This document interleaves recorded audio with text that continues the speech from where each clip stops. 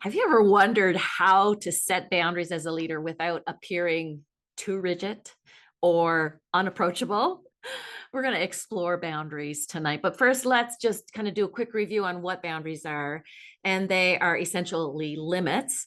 They define who we are, what is a part of you and what is not a part of you. Boundaries recognize that we are human. Boundaries help us to understand what we're responsible for: our feelings, our attitudes, our beliefs, our emotions, our behaviors, our choices, our values, our limits, our talents, our thoughts, our desires, and how we love. If you're new here, welcome to For Better Forever's Tuesday Brew with Anne, my weekly journal.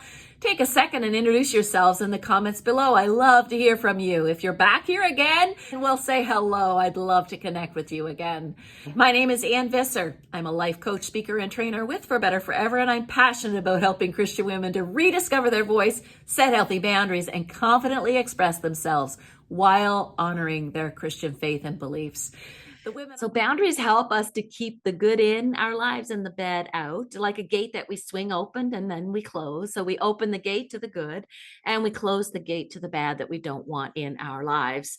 So boundaries are defined by what we agree to and what we disagree to, our yeses and our nos.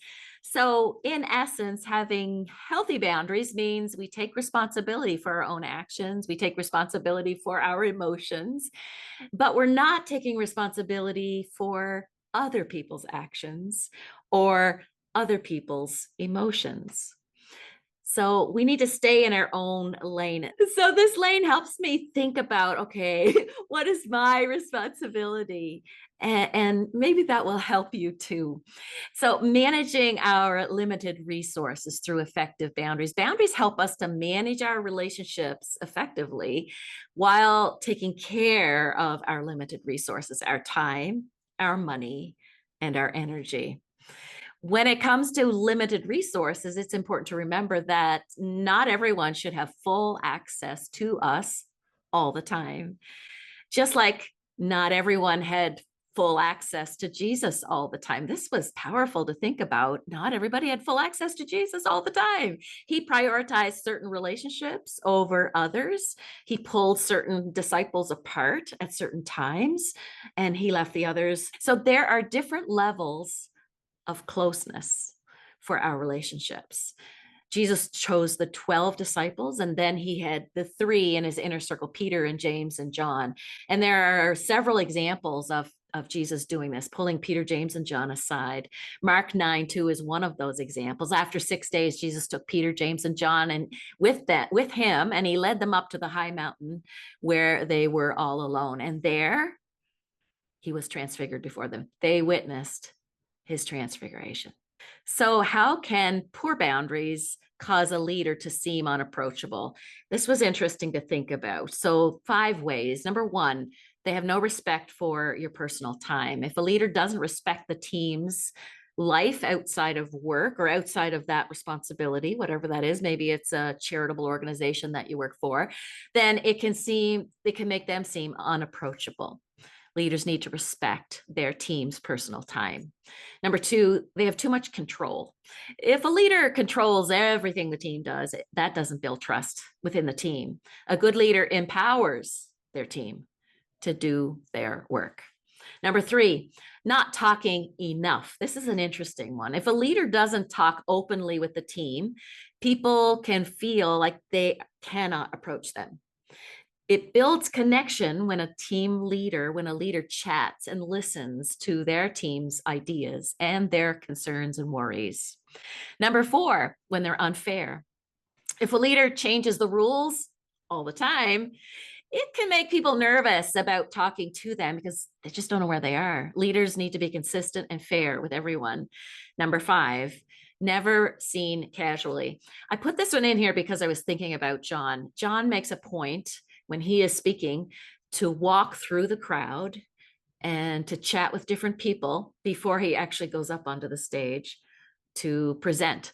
So if a leader is always behind closed doors, they seem unapproachable. If they don't chat casually with people, they seem unapproachable, like people can't get near them, like they're special or something in the green room, right? So here are two things that good boundaries prevent. Number one, guilt. Setting boundaries helps us to not feel bad when we can't do everything for everyone. As leaders, we sometimes feel like we have to make everybody happy. It's okay to say no sometimes. This helps us to feel less guilty and be better leaders. Number two, good boundaries prevent burnout. Boundaries help us to avoid feeling too tired, too stressed out. I think this is like, let's say we're here, this is how much energy and strength I have. I need to come underneath that. I can't rise up right to the top of that. Otherwise, I'm going to crash and burn, and it's going to take me longer to recover. Whereas if I come to about here, then I've got some space where I can go and rest, rejuvenate, refill. As leaders, we have a lot of responsibilities. And if we don't set boundaries, we might push ourselves too hard and burn out.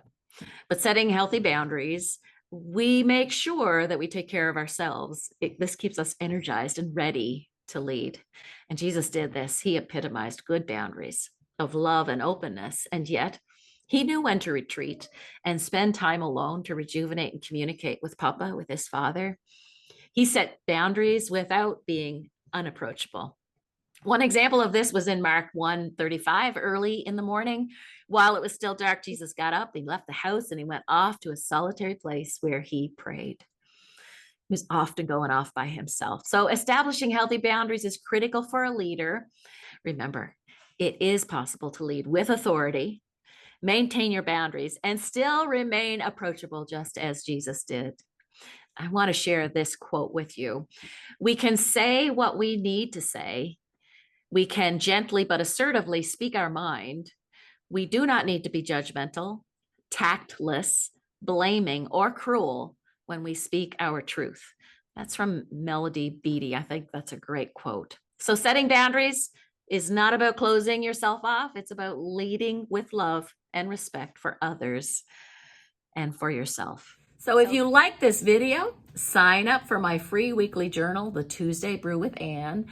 I'll put the link below. Subscribe to this channel by hitting the bell so you don't miss a thing. My name is Ann Visser. I'm a coach, speaker, and trainer with For Better Forever. Thanks for joining me today. Take care and God bless.